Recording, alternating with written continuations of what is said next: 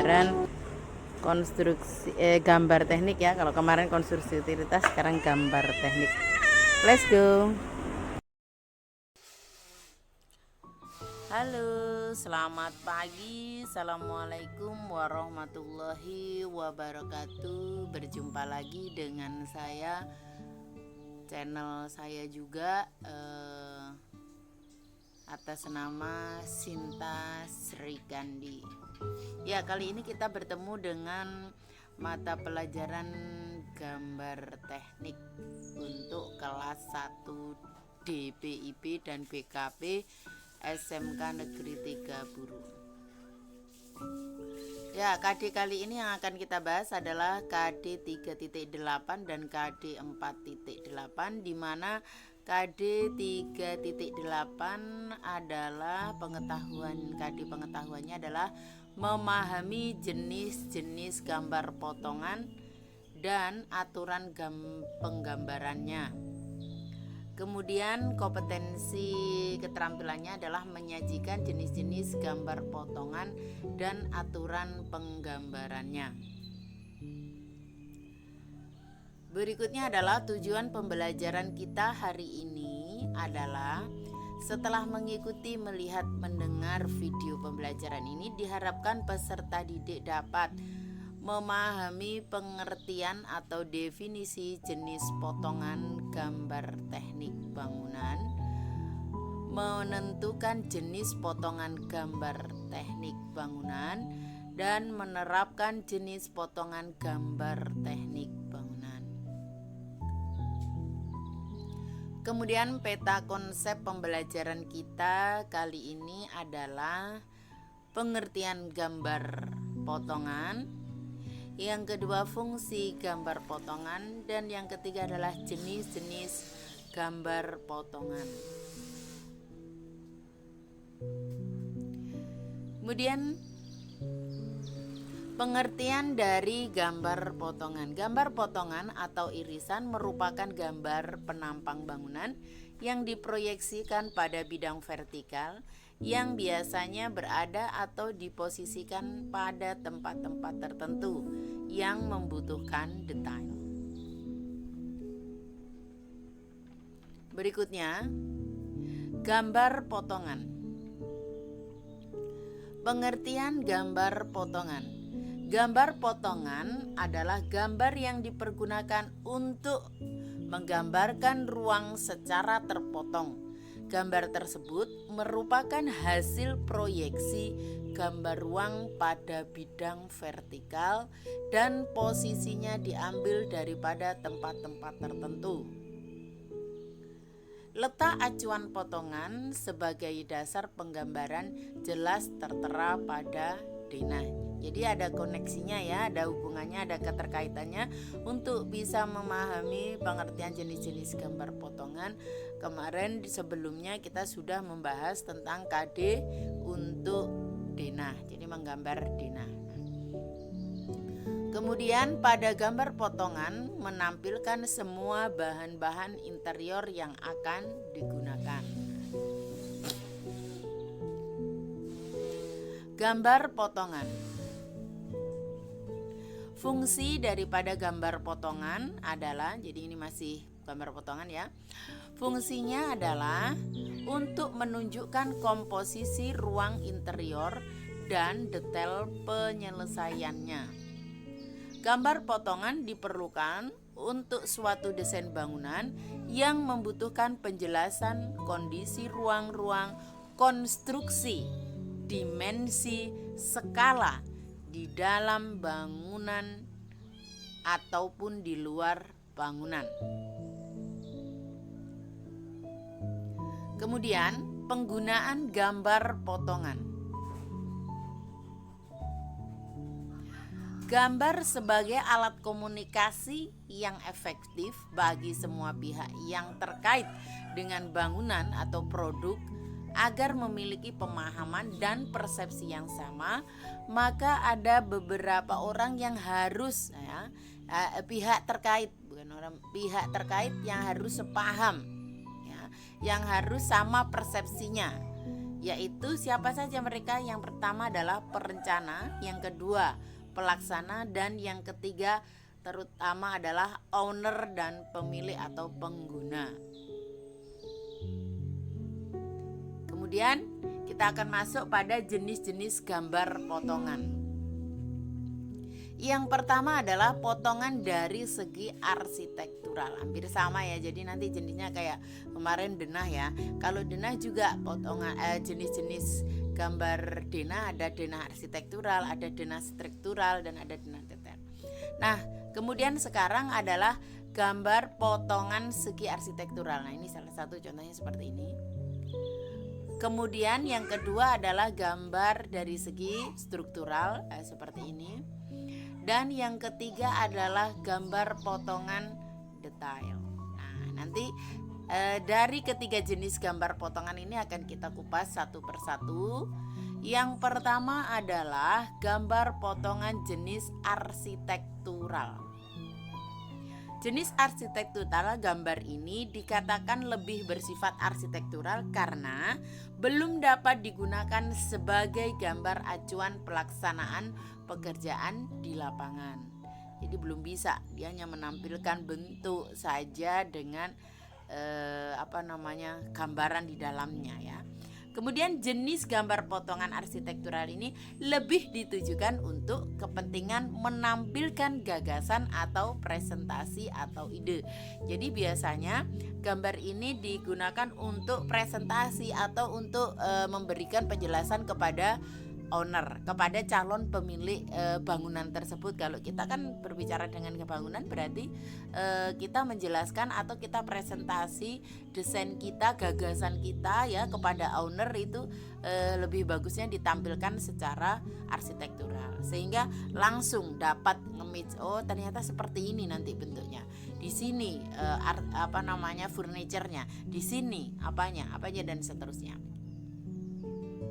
Kemudian yang berikutnya, gambar potongan jenis struktural.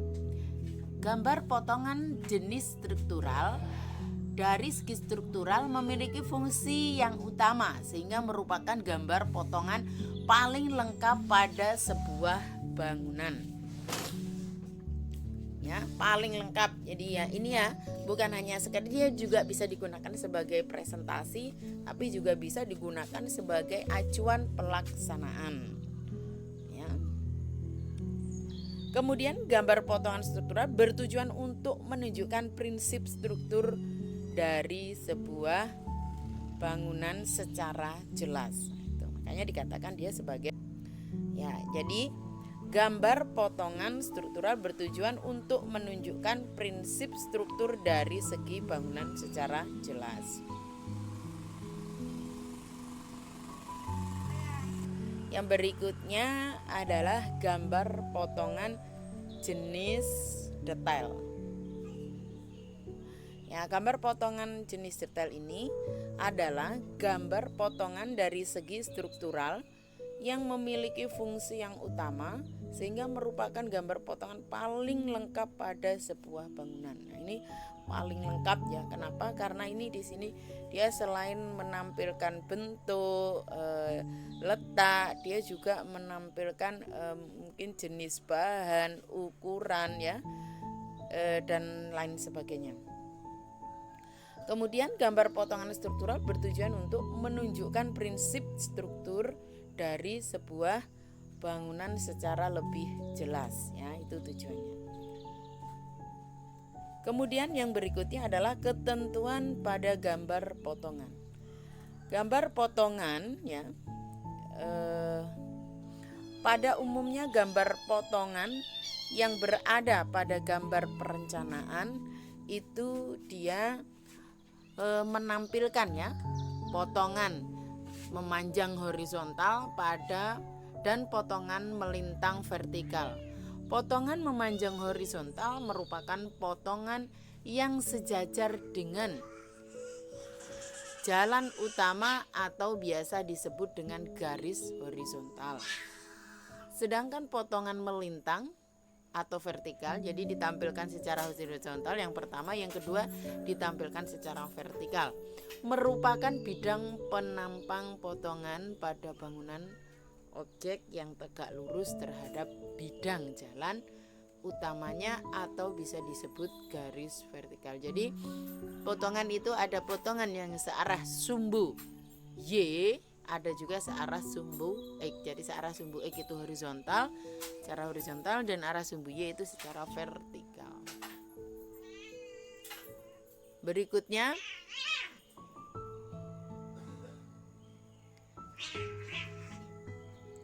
ketentuan gambar potongan. Jadi ada punya ketentuan bahwa gambar potongan dapat diambil atau diletakkan pada tempat-tempat yang strategis, menarik, yang terdapat point of interest atau bagian titik terpenting pada rancangan desain interior. Gambar potongan ruangan tersebut harus mampu menjelaskan informasi. 1.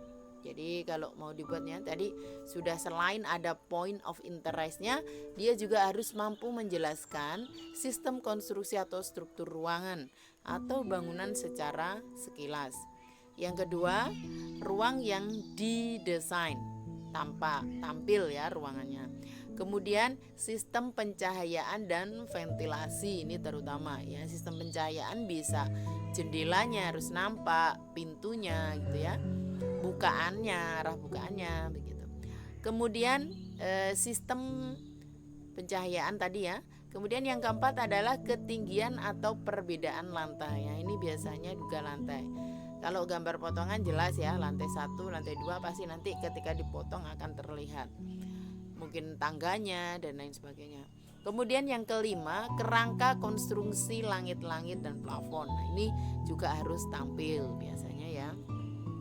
Kemudian yang keenam, elevasi ketinggian ruang. Nah, biasanya kalau elevasi ini bisa saja berbeda ya, antara ketinggian ruang tamu dengan teras ya, dan seterusnya. Kemudian yang ketujuh adalah spesifikasi material yang digunakan. Nah, ini bisa juga di dalam gambar potongan ini ditampilkan bahan-bahan apa saja yang digunakan dan bisa dinotasi, diberikan penamaan yang jelas pada gambar potongan tersebut. Berikutnya, kelengkapan yang diperlukan dalam gambar potongan. Yang pertama adalah nama atau identitas gambar. Yang kedua adalah tanda atau notasi potongan. Yang ketiga adalah gambar potongan dan garis bantu notasi. Yang keempat adalah skala gambar yang dipakai. Yang kelima adalah dimensi atau ukuran berupa ukuran ruang horizontal dan vertikal. Yang keenam, pil elevasi lantai ya, biasanya pada level titik kurang lebih ya, plus minus 0.00. Kemudian ukuran ketinggian ruang berupa ukuran plafon atau langit-langit dari lantai beserta posisi pil plafon langit-langit. Kemudian prinsip konstruksi secara umum, dan terakhir adalah keterangan material.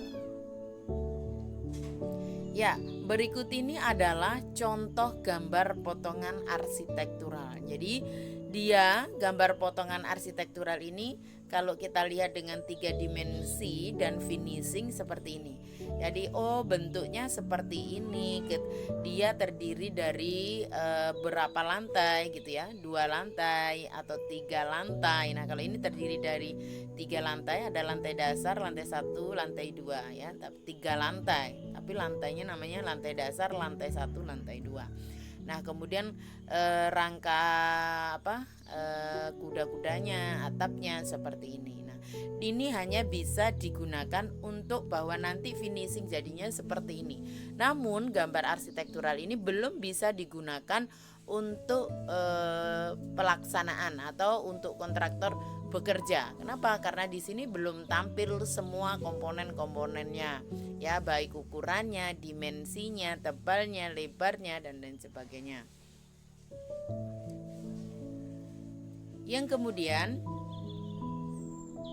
selanjutnya adalah contoh gambar potongan, masih dengan gambar potongan arsitektural. Nah, ini ini sudah masih arsitektural ya, yang di bagian bawah ini visualisasi, jadi digunakan untuk presentasi. Jadi gambar arsitektural ini lebih pas digunakan untuk presentasi kepada owner atau calon pemilik bangunan. Nah, ini mungkin secara sederhana dan simpelnya akan diberikan gambaran seperti ini. Oh, bahwa luas bangunannya sekian, tinggi bangunannya sekian, begitu ya. Ini kalau ini untuk lantai dasar dengan lantai 1. Begitu. Terus kemudian yang berikutnya adalah contoh gambar potongan struktural. Ini. Contoh gambar potongan struktural.